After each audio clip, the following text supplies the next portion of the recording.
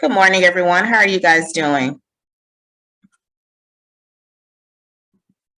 Thank you for your patience here today.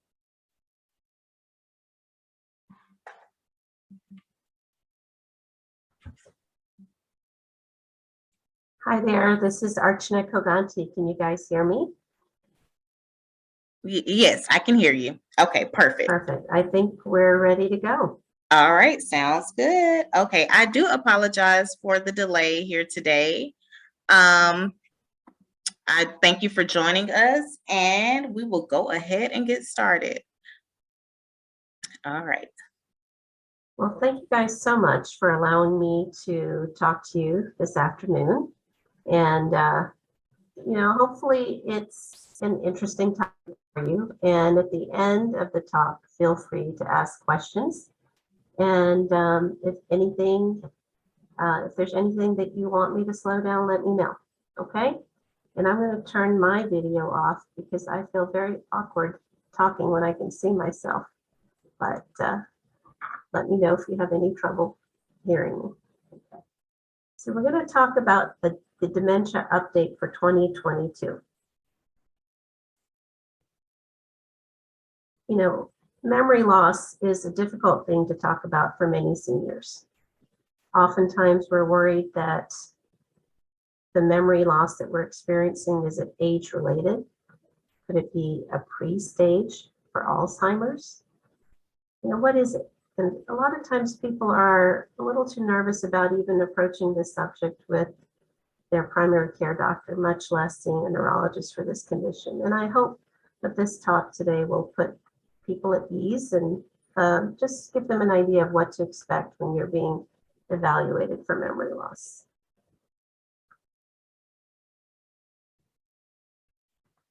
So the various stages, of course, there's normal cognition, then there's age-related memory impairment, which is normal, and there's mild cognitive impairment, which some people feel is a pre-stage for dementia, but not all people with mild cognitive impairment progress into the stages of dementia.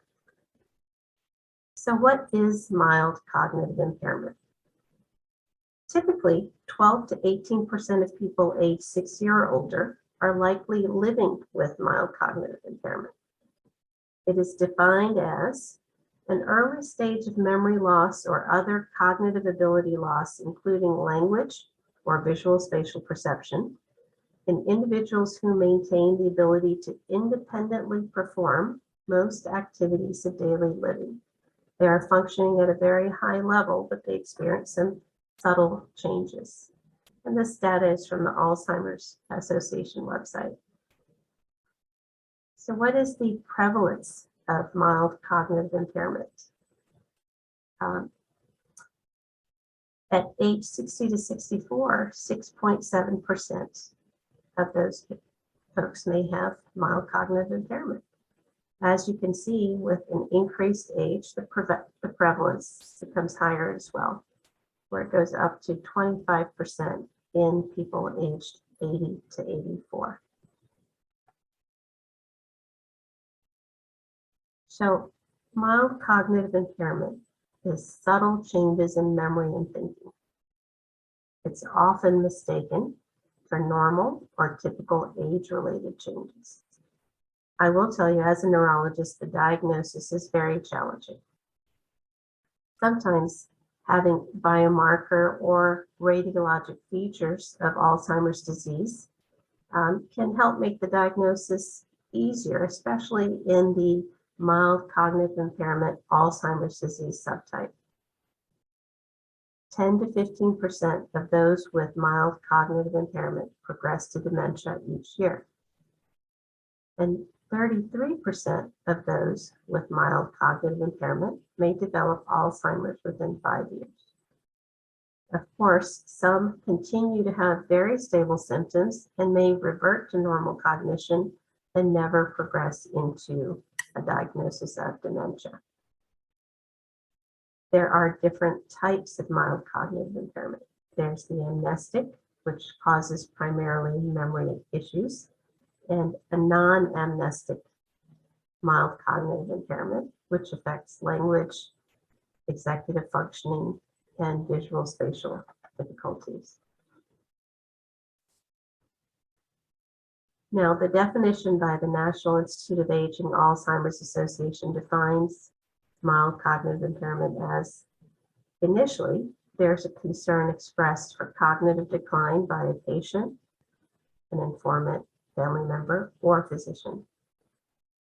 There's objective evidence of cognitive decline in one or more domains, whether it's memory, reasoning ability, difficulty handling complex tasks, visual spatial difficulty, language issues, as well as personality and behavior disorders.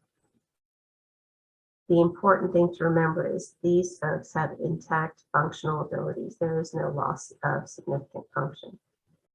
And we've talked before about positive Alzheimer's disease biomarkers can support the diagnosis of mild cognitive impairment due to Alzheimer's disease. So what are risk factors for developing mild cognitive impairment? As we saw in the previous slide, increasing age becomes a risk factor, as well as having one of the genetic mutations identified in Alzheimer's disease. But one of the most common risk factors for developing mild cognitive impairment is having medical issues such as diabetes, hypertension, elevated cholesterol, obesity, smoking, depression, a sedentary lifestyle, as well as a lack of mental or socially stimulating activities. People that become withdrawn may not have as much social engagement. That can be a risk factor for developing mild cognitive impairment. Now, this is the National Institute of Aging Alzheimer's Association criteria for a diagnosis of dementia. So there are objective and cognitive behavioral impairment in at least two of the following: memory, reasoning and handling complex tasks, same things we talked about for MCI, but having at least two of the following, as well as a functional impairment. In other words, a decline from a previous level of functioning. So this is one of the things that separates out dementia from mild cognitive impairment. So what is the prevalence of Alzheimer's in the United States? 1 in 9 people age 65 and older has Alzheimer's disease. So that's about 10.7%. 5% of people in the younger age group of 65 to 74 has Alzheimer's. 13% age 75 to 84. And a third of folks aged 85 and older have Alzheimer's disease. Of course, there is a younger onset dementia, but data is somewhat limited, but it's thought to be about 110 of every 100,000 people may have younger onset dementia. This is a graph showing pretty much the same thing. The older subgroup, 85 and older, 35.7%, make up 35.7% of those diagnosed with dementia, a total of 6.5 million cases.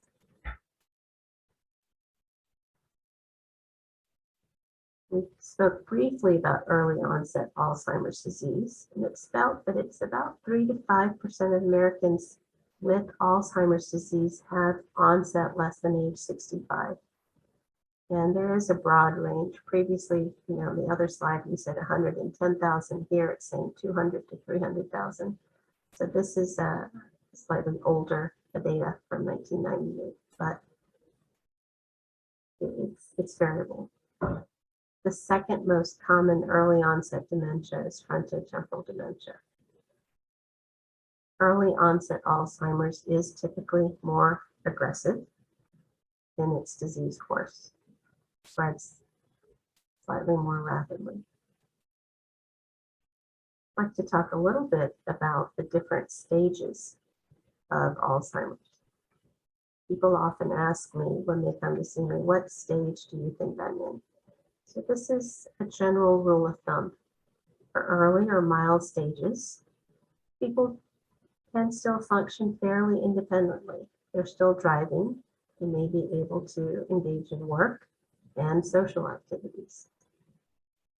They may have problems with word finding, remembering names when introduced to people, difficulty performing tasks in social or work settings, sometimes forgetting material that was just read, often misplacing or losing valuable objects, and trouble with planning and organizing. These are the common features of mild or early stage Alzheimer's.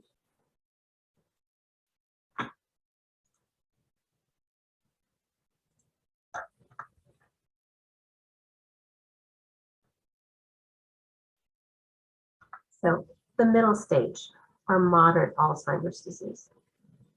This tends to be the longest stage. In general, people may have trouble with words, frustration, agitation, and difficulty with routine tasks without supervision. Common symptoms for moderate or middle stage Alzheimer's: forgetting events or personal history, may become moody or withdrawn, unable to recall home address, telephone number, and even remote things like where they went to high school or college. There may be confusion about the day, where they are. They will require help with choosing proper clothing, trouble with bladder, bowel control. There could be a change in sleep pattern, tendency to wander, getting lost. There may be increased suspiciousness and delusions, sometimes repetitive compulsive type behavior. A lot of times this suspiciousness, delusions may be directed at their caregiver, someone that, a family member, often accusing them of taking their personal belongings because they can't find them. This is all information, once again, from the Alzheimer's website. So late stage Alzheimer's, or severe. This is when there's increasing difficulty interacting with and responding to the environment. This is when someone will require 24/7 care. There's a loss of awareness of surroundings.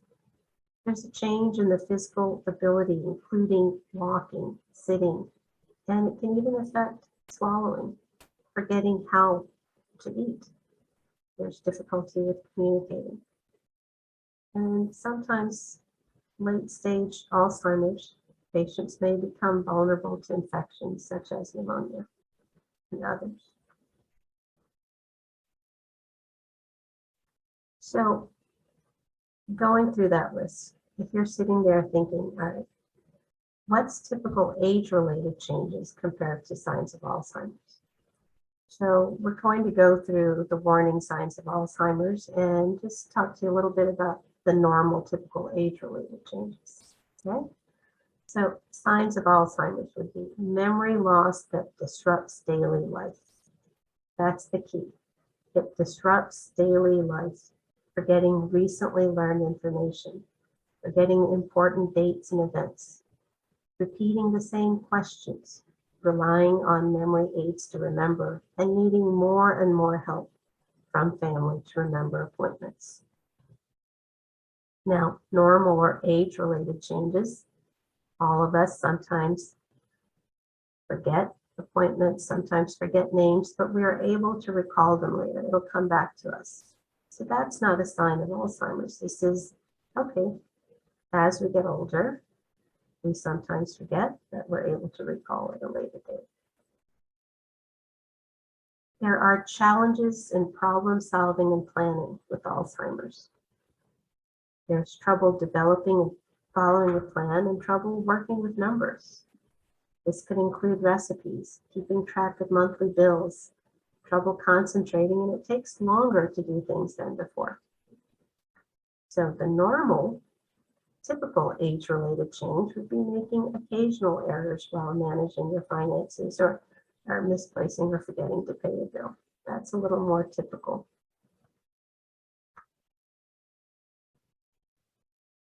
Another sign of Alzheimer's is difficulty completing familiar tasks, trouble completing them, trouble driving to a familiar location, even trouble organizing a grocery list or remembering the rules of a favorite game. A typical age-related change would include occasionally needing help with programming devices or recording a TV show.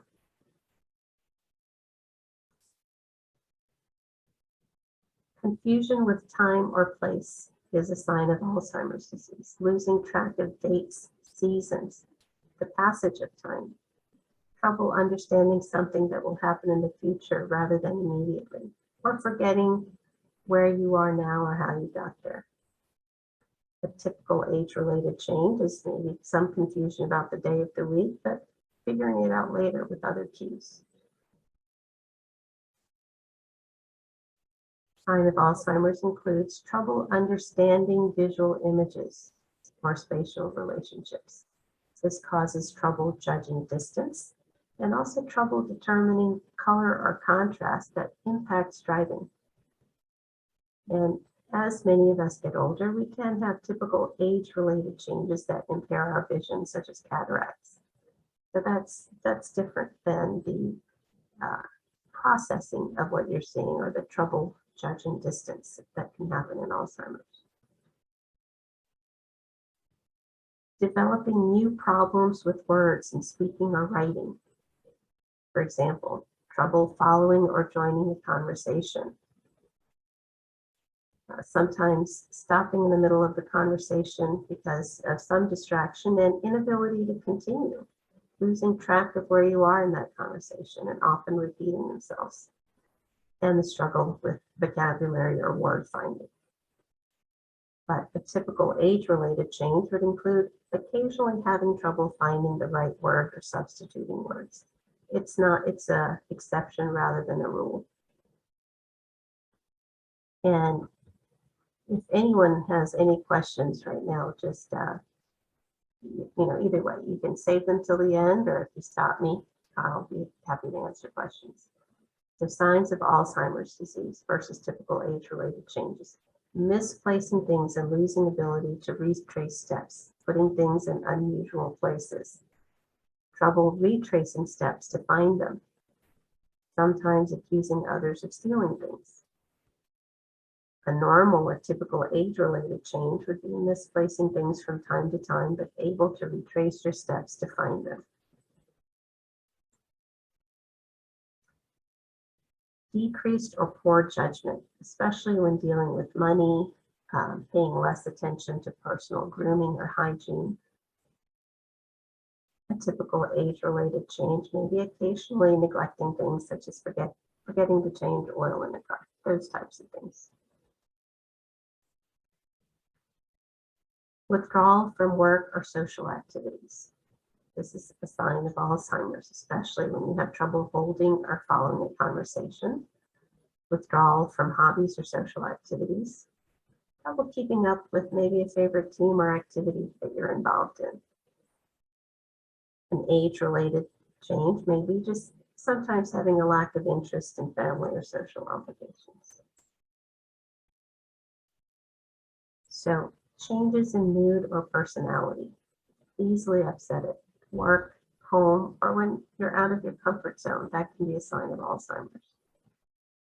All of us might get a little irritable when our routine is disrupted, and that may be a typical age-related change. Okay, so those were the warning signs of Alzheimer's compared to typical age-related changes. I want to briefly talk about risk factors for Alzheimer's. Okay, we already talked about age. The higher the age, the higher the risk of developing Alzheimer's. And we've gone through that data in other slides before. Genetics, we'll talk more about this a little later. The ApoE4 gene has the highest risk of late onset Alzheimer's, as well as mutations in the amyloid precursor protein gene and pre-Sanoan 1 and 2. Family history. If you have more than one first-degree relative with Alzheimer's, this may pose a higher risk of developing Alzheimer's disease. So the ApoE4 gene has the strongest impact on risk of late onset Alzheimer's. This gene is involved in forming a protein that transports cholesterol in the blood. So it's part of our normal function. There are a variety of ApoE4 alleles or combinations. The E2 allele may have a lower risk of developing Alzheimer's. The E3 allele may have a neutral risk, and the E4 is the one that has the strongest impact on developing Alzheimer's. And we get copies from, one copy from our mother and one from our father.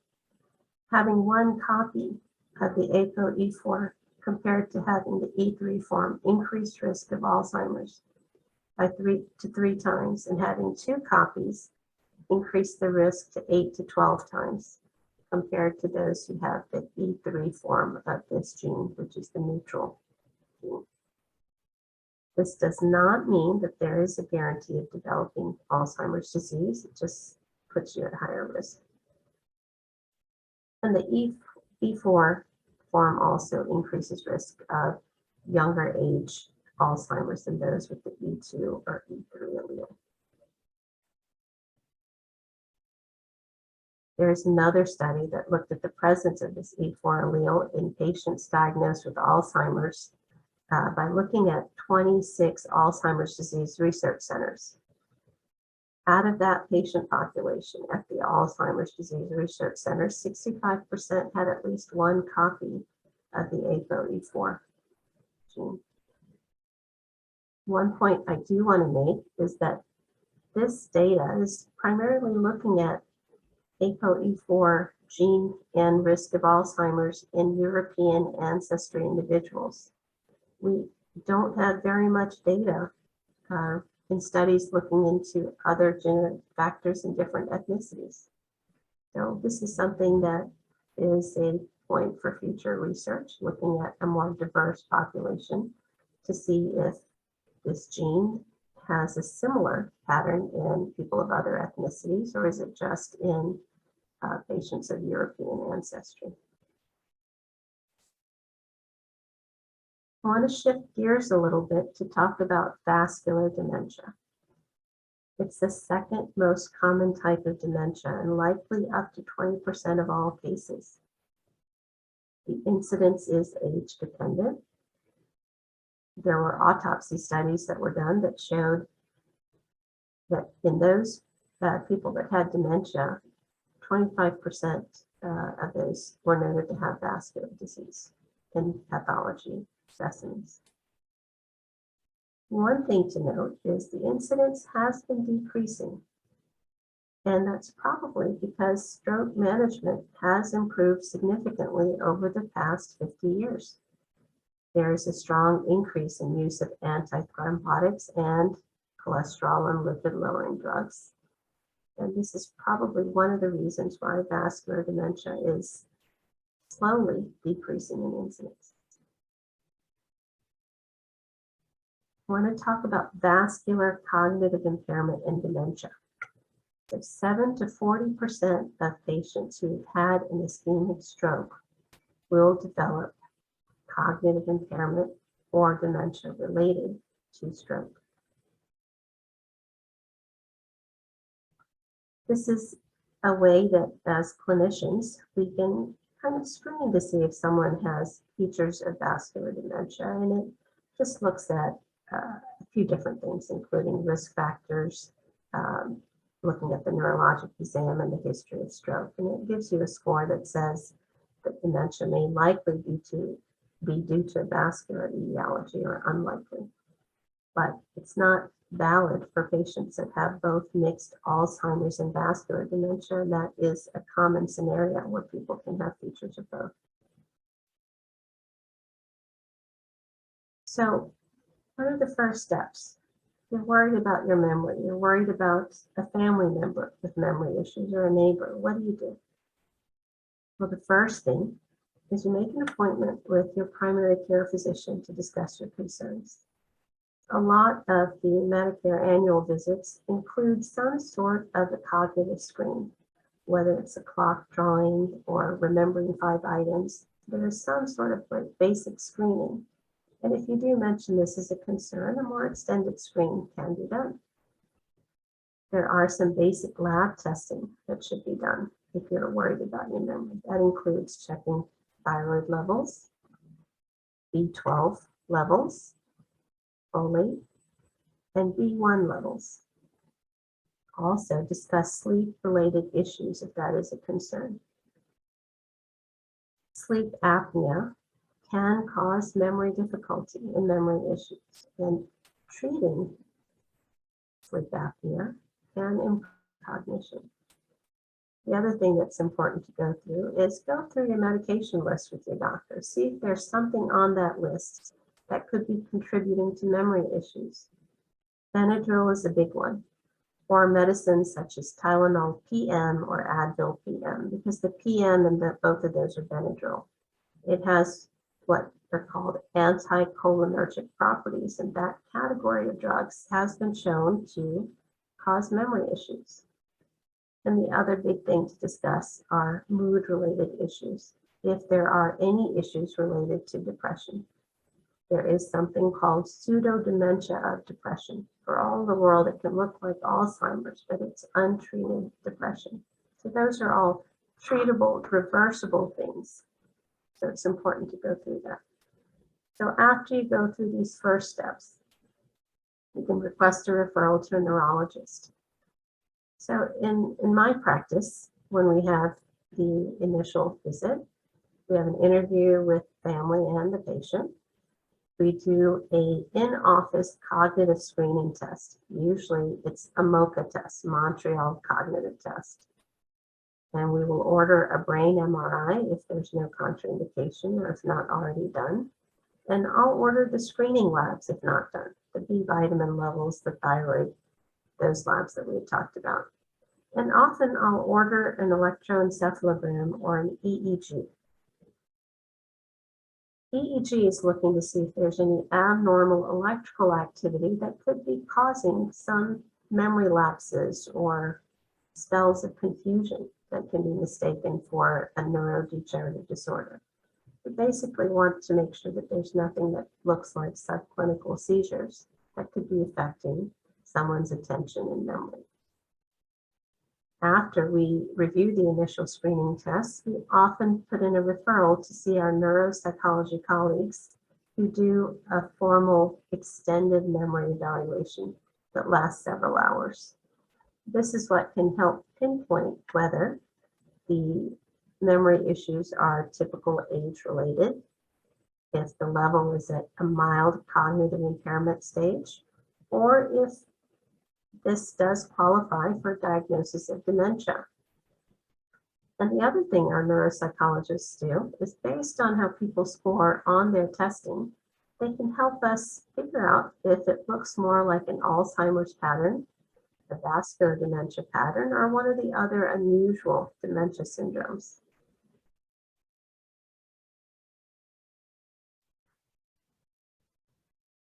So these are different types of testing that can be done to look for Alzheimer's disease biomarkers.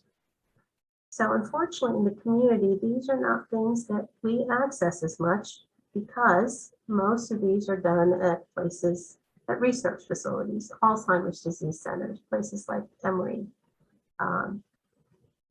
The amyloid PET imaging or the tau PET imaging is extremely helpful to make diagnosis and manage patients with mild cognitive impairment and dementia. However, CMS does not cover this test and it's expensive. The pros are it can help change management. The cons are it's not covered by CMS and there, it is radiation exposure, but it has a pretty good specificity. An abnormal test for amyloid PET is pretty specific for Alzheimer's, up to 98%. There's also another test where we check spinal fluid. CSF studies that are looking at A beta 42, tau, and phosphorylated tau. These are available and reimbursed by CMS. They can be performed by radiology and neurology. The contraindication or the cons for this testing is that it's invasive. You have to do a lumbar puncture or a spinal tap. There may be contraindications, and there is a risk of having post-lumbar puncture complications. The range for sensitivity and specificity is 71% sensitive and 89% specific for ruling in the disorder. There are now plasma or blood tests that are being looked at. Once again, these are not reimbursed by insurance. They are relatively new and they lack validation. They need to be compared with some of the other proven techniques to see how well they perform compared to PET imaging and spinal fluid testing.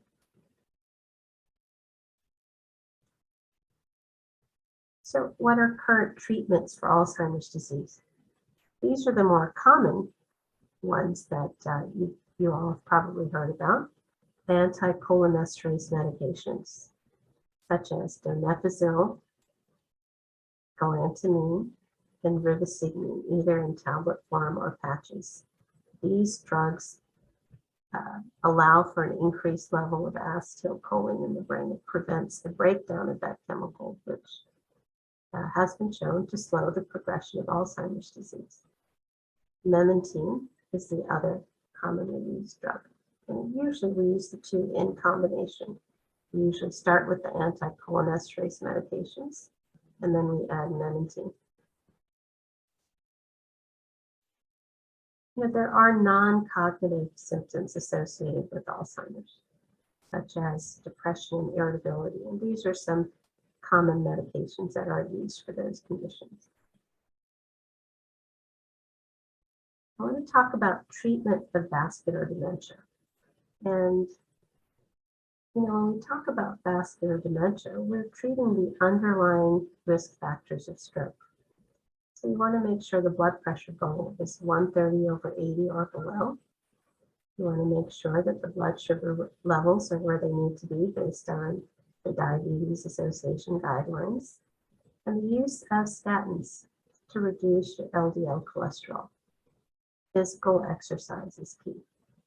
Target a normal BMI, dietary modifications, as well as secondary stroke prevention with either an aspirin or Plavix or stronger blood thinners in someone who has atrial fibrillation. If there is symptomatic carotid stenosis, oftentimes they'll either place a stent or will perform a carotid endarterectomy to reduce risk of future stroke, thus reducing risk of developing vascular dementia. The medications that we use for Alzheimer's, they have very modest benefit in vascular dementia, including donepezil. And it's felt that the benefit is likely due to patients that have a combination of Alzheimer's disease and vascular dementia.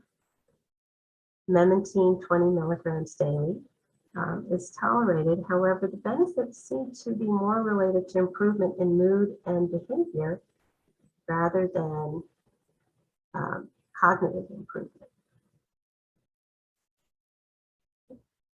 So what's the take-home message? Why do I keep talking about Alzheimer's and vascular dementia together?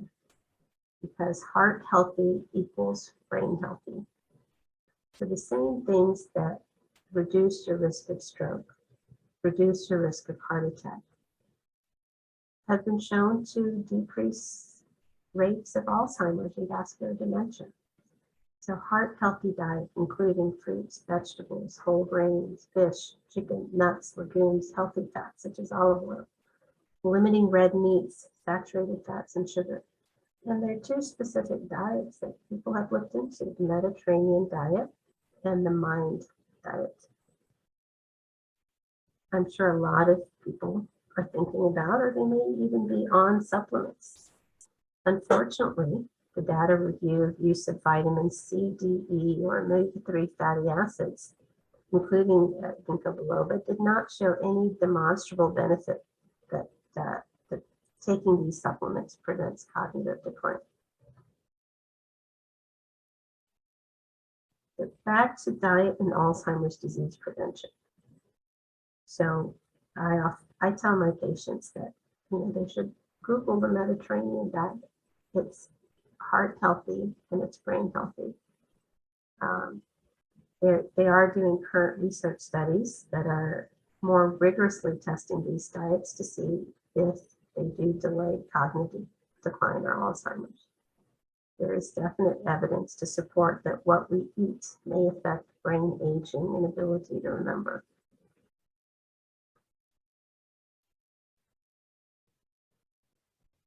Observational studies demonstrated a reduced risk of dementia in people following a Mediterranean diet versus those that had a diet higher in red meat, saturated fats, and sugars, and similar findings in the MIND diet.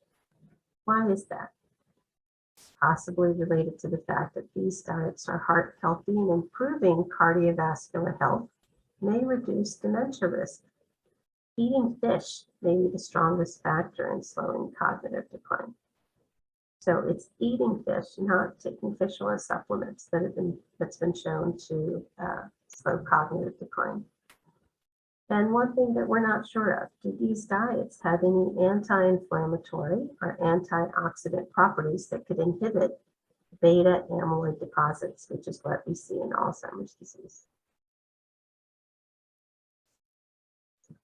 So just a slide showing what's recommended for the MIND diet.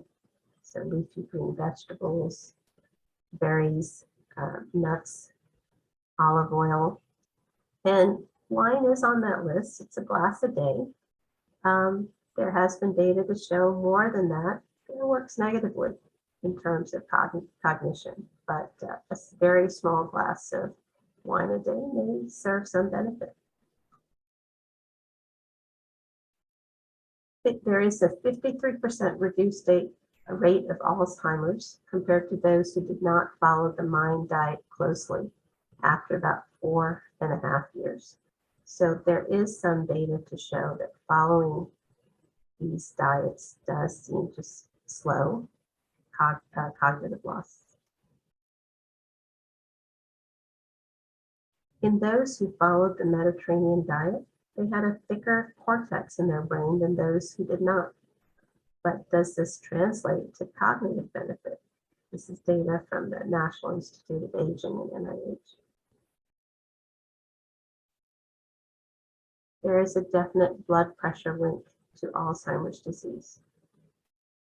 We do know diabetes, smoking in middle age may lead to higher risk of dementia.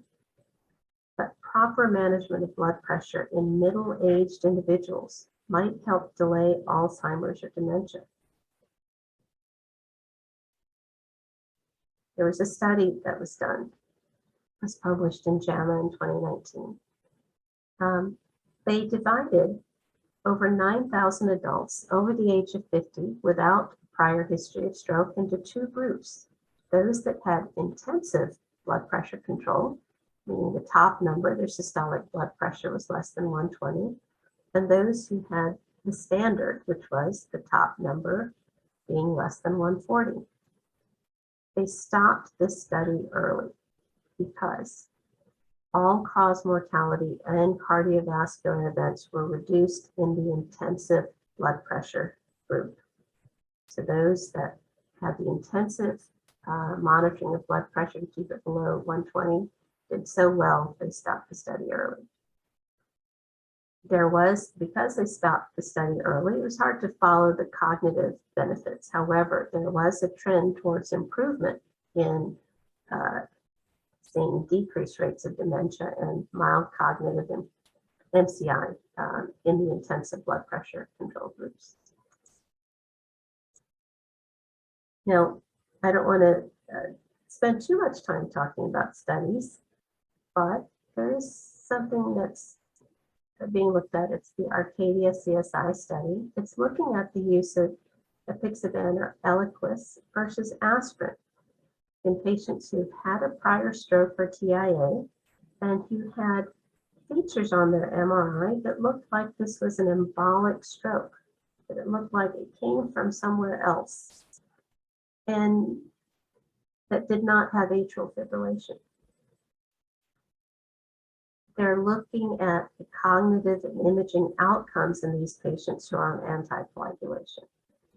So the study was designed for stroke prevention, but they're looking to see if putting these folks on Eliquis can slow cognitive decline. They're hoping that as they're looking at imaging, that they're not seeing those tiny microscopic strokes or excessive white matter changes. So this is underway. So there's no data yet, but I think this is interesting. There is another study that's being done where they're looking to see if can you reverse cognitive impairment by improving blood flow to the brain.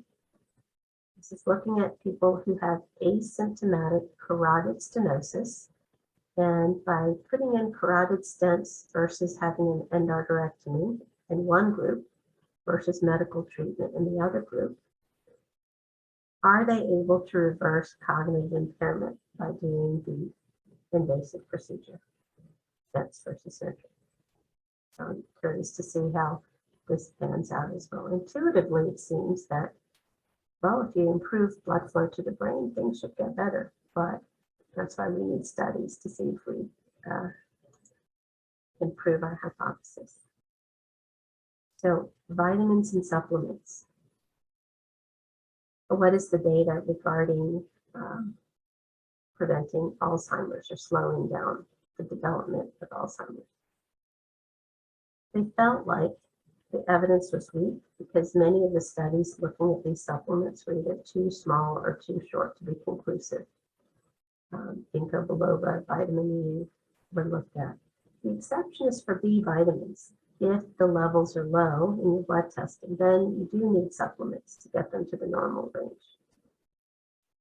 There was a very small study that was published by the Journal of the Alzheimer's Association in May 2010 that looked at an omega-3 fatty acid called DHA, which is found in salmon and other fish.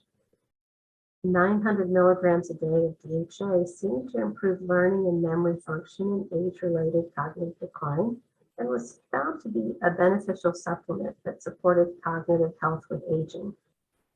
However, these folks were followed for 24 weeks, so it's not enough time to really see if there's a development of dementia or mild cognitive impairment. But for those 24 weeks, there did seem to be a benefit. What about brain exercises? Do they help slow cognitive decline? When you're doing your word search or your Sudoku or putting together jigsaw puzzles, does that help? So there was a trial that looked at this. It's called the ACTIVE trial, the Advanced Cognitive Training for Independent and Vital Elderly trial, a mouthful. So patients 65 and older participated in 10 sessions of memory, reasoning, speed of processing training for 5 to 6 weeks. Some of these folks had booster sessions at 11 months and 3 years after initial training. They continued to demonstrate improvement in the skills in which they were trained, but not in other areas. But they did subjectively report ongoing improvement and independence 10 years after study date. So keep doing your brain exercises. It seems to help. So once again, modifiable risk factors, meaning these are things that we can do to reduce or delay dementia. Being more physically active, quitting smoking, staying socially and cognitively active, monitoring our diet and blood pressure may prevent or delay dementia in up to 40% of cases. So we talked about the current treatment that we have for Alzheimer's, right? That's been around for years. The donepezils, the Mementine. What are other treatment targets for Alzheimer's disease? There is a protein called amyloid precursor protein. In the brain, this is broken down into amyloid beta and other short chains of amyloid protein. In normal, healthy individuals, this may serve a useful function, but it can accumulate over time and is usually cleared by the brain. Over time, these peptides accumulate, become stickier, and develop into plaques in the brain. So there's been a lot of research that looked into preventing the cleavage of the amyloid precursor protein or creating antibodies to block the peptides. A lot of those research targets or trials were failed attempts. There are some that feel like the trials failed because they started treatment too late. We think that the features of Alzheimer's in the brain start probably 15 years or longer before the clinical symptoms are noticed. Now, a lot of you have probably heard of Aduhelm or aducanumab. Its approval was controversial due to the fact that it did not demonstrate clear improvement in clinical symptoms, and there were potential risks of swelling in the brain and bleeding in the brain. But it did one thing that was different than all of the other trials we've had in the past. It did clear amyloid plaque from the brain. It was approved because it was the first treatment to affect the presumed biological cause of the disease, which is removing amyloid plaque. So this is a very busy slide. I don't want to spend too much time on it, but this is how they define the patient population, or defining the patient population for Aduhelm. Okay? So you have to have a diagnosis of mild cognitive impairment due to Alzheimer's and mild Alzheimer's dementia. Age between 50 to 85. I think I see a few things coming up in chat. Let's see. So I'm going to keep that in mind, and I will answer that question for you at the end. Question is having a stroke a precursor for Alzheimer's or dementia, and can an MRI determine the type of dementia? And we'll go over that, absolutely. So getting back to aducanumab, so the age limitation between 50 and 85. You have to have mild cognitive impairment proven to be due to Alzheimer's or a mild stage Alzheimer's, which means you need to have a positive amyloid PET imaging. And there are some updated guidelines that said, well, we can do PET imaging or CSF testing with the markers. So the other thing they said in terms of severity is they gave a range for the mini-metal status and MoCA testing range. In the Emerge and Engage studies that tested this drug, they required ApoE4 genotyping. So they, on neuroexam, you cannot have any non-Alzheimer's disease disorders. Now, cardiovascular status. You are not a candidate for this drug if you've had prior heart disease, chest pain, history of heart attack, or congestive heart failure. And look at the medical status exclusions. No uncontrolled diabetes, hypertension, cancer in the past 5 years, abnormal liver enzymes, and HIV. Patients were excluded if unstable psychiatric illness in the past 6 months, alcohol or substance abuse in the past year, or use of cannabinoids or a positive urine test. And of course, not for reproductive age women, especially pregnant, breastfeeding, or childbearing age must use contraception. You're not a candidate for this drug if using anticoagulation or have bleeding disorders. So if you have atrial fibrillation and you're on anticoagulation, you cannot have this drug. But it's okay to be on donepezil and Mementine. Other exclusionary criteria. If your MRI showed that you've had a history of subacute or acute hemorrhages or strokes, and it gives you sort of the range of size of the strokes you're excluded. And I'll go into why they excluded people that have had hemorrhages in the past. One of the issues with Aduhelm was that patients who were receiving the drug, there were some that did have intracranial bleeding, especially if there was a concern about amyloid angiopathy, which is a condition that can cause dementia, but causes spontaneous bleeding in the brain. So if you've already had prior hemorrhages in the brain, then it was felt that you were going to be one of those people that had a higher risk of a negative outcome with this drug. So this drug is given monthly. It's a monthly infusion, and you are treated for a year. So you get 12 infusions. Initially, when it came out, the company, I believe, was charging about $56,000 for the treatment. They've since decreased that cost to the $25,000 range. And I believe, if I'm not mistaken, in April, CMS decided that they would be paying for these types of medications, these monoclonal antibodies that are targeting amyloid. Excuse me. There are 3 new amyloid-reducing antibodies in development from a variety of different companies. All of these drugs seem to demonstrate dramatic reduction of brain amyloid and accompanying amyloid-related imaging abnormalities.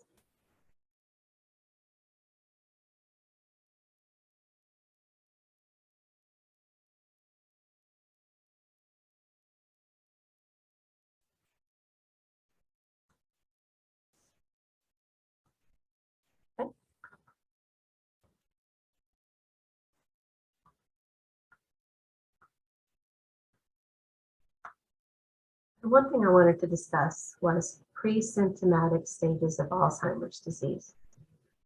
Often, the clinical diagnosis is usually made around age 65, but the biomarker diagnosis of Alzheimer's can be made about 15 years earlier in the pre-symptomatic stage. So by the biomarker diagnosis, we're talking about those amyloid or tau imaging, PET imaging studies, as well as those CSF studies. So one of the problems the researchers ran into is, okay, we have a drug, it's clearing amyloid plaque from the brain, but why isn't it working? Why are people not having the cognitive benefit from removing plaque? And they felt that because maybe they were starting treatment too late. If the disease starts 15 to 20 years before you're even diagnosed, is it not being started early enough? So they started this organization. It's called the Dominantly Inherited Alzheimer Network, also known as DIAN. It was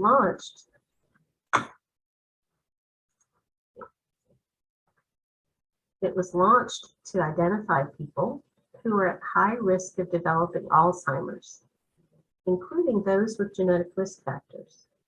This currently includes more than 600 people from 20 countries and around 300 families that have mutations in one of the 3 genes associated with early onset Alzheimer's. When we say dominantly inherited, it means each family member has about a 50% risk of disease. So this patient population is at a very high risk of developing Alzheimer's.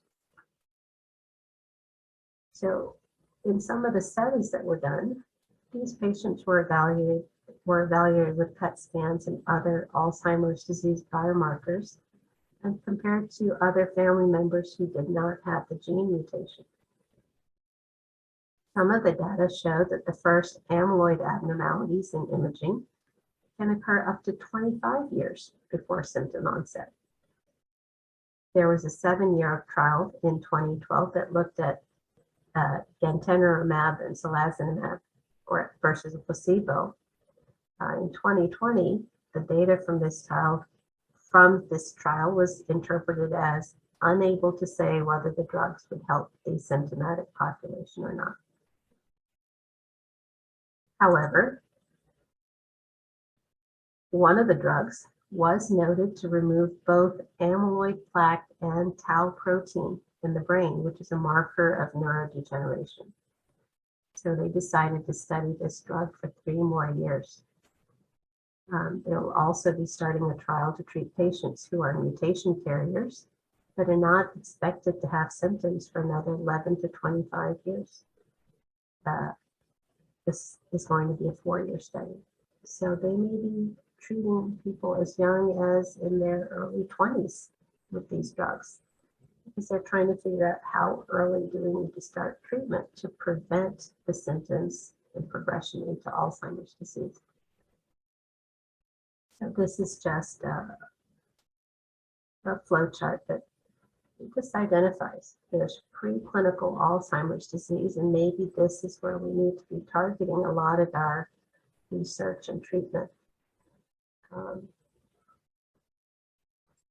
Let me screen sharing, and let's do the questions.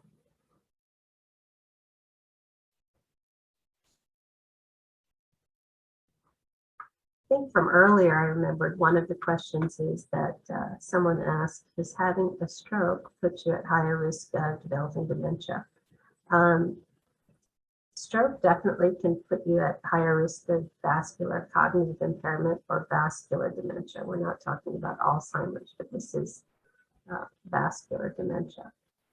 And oftentimes we order the MRI because we're looking to see if there is excessive amounts of microscopic stroke or excessive amounts of white matter disease or small vessel disease. Having an abundance of abnormal lesions can put you at higher risk for having cognitive impairment.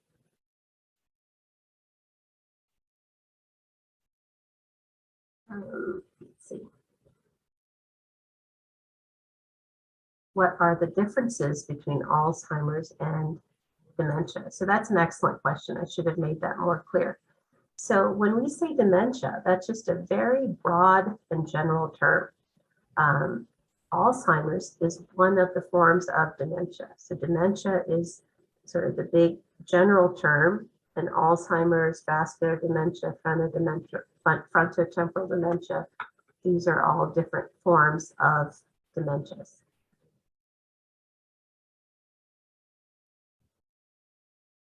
So getting the gene test. A lot of times what I do is at Wellstar, we do have a genetics department. And I refer patients to our geneticists because it's not just getting the test. You want to make sure that you get the proper genetic counseling, that people go through that counseling, talk to you about what does this mean? What are the types of things to expect in the future? So I usually refer people to our genetics department, but there are different companies that will do the test. They'll try and get it approved through your insurance. So talking to your physician, they'll be able to order the test, but I think it's better to do this with a combination of testing and genetic counseling. So physical exercise helps, absolutely. So aerobic exercise, anything that can get your heart rate going.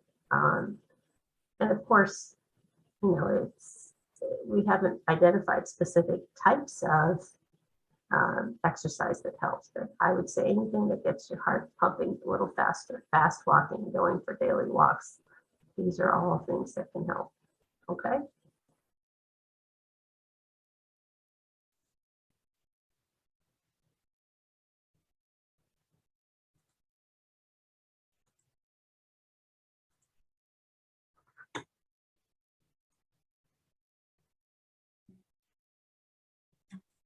Okay, I can read some of these for you, Yeah, so everyone knows what the question is. What is the best source for individuals with this illness who may need home care? That's a very difficult thing to answer. You know, a lot of times working with social workers, there are companies that can help you navigate this road. Then once you have a diagnosis and you're looking at, okay, we're in the middle stage, moderate stage, we're looking at needing 24/7 care. There are companies that can help you find whether it's in-home care versus looking to see if your insurance would help you qualify for a facility. I believe Medicaid is the only insurance that completely pays for nursing home care. But a lot of times people have long-term care insurance and other things that can help them. Yeah, I wish I had more information about that, but we usually give out information for a couple of companies that can help help families navigate this road. And there are two more. Are people with dementia unable to solve or work with anyone? So I think that's a very general question. I think people with mild dementia are still able to do quite a few things independently. They'll need some supervision, right? A lot of the folks that have mild dementia, they're still doing their online banking or bill pay. But I always tell family just to, I ask them to appoint someone in their family who can kind of supervise their work to make sure that they aren't making errors and that they're not the victims of any of these financial scams. And absolutely they can solve, but it takes longer. Things take a little bit longer to do. And yes, the primary care doctor would be a good first step because they can screen for the reversible treatable causes, right? If you're feeling sluggish, you feel like you're having trouble putting two and two together. Is it sleep apnea? Is it sleep-related issues? Is it a thyroid abnormality? Those are the types of things that they can help screen before we go down the road looking for neurodegenerative disorders such as Alzheimer's. There's a question that says, you mentioned a diet that includes fish. Yes, definitely not fried. So grilled, baked, that would be the key. And what type of fish? Something that's high in omega-3, salmon. When should a patient no longer drive? So this is one of the hardest discussions I have in the office. And this is one of the things that people dislike me for because some people with early mild Alzheimer's may not have any insight into the fact that they are having issues. And they come in because their spouse or family members bring them to the office and they say that they're making impulsive decisions while driving or their reaction time is significantly slow. So I listen to what the family tells me first. There is something called drive-able testing that's done through occupational therapy. There's another company called Freedom and Mobility that will do this type of testing to let us know if it's safe to drive or not. So I tell people I am not the DMV. My goal in life is not to take away anyone's license, but I want to make sure that you are safe and that the people around you are safe. So there is testing that can be done to help determine driving safety.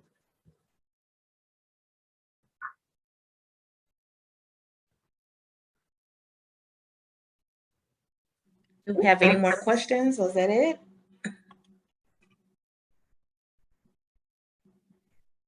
Okay.